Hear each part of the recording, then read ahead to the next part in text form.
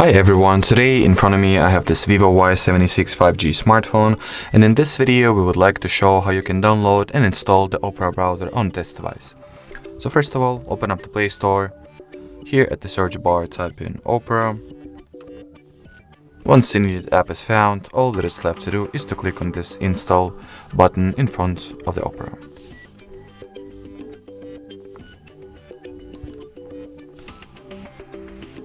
Wait for the app to be downloaded and installed. It will not take a lot of time. As you can see, it happens in 5, maximum 10 seconds.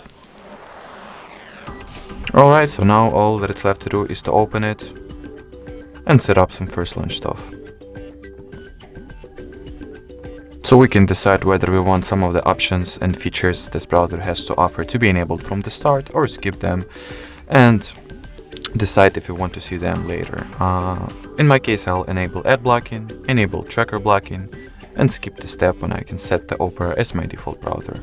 Now click on allow and we are all set. Alright, so that was it for this video. If you found this tutorial helpful, don't forget to leave a like, comment and subscribe.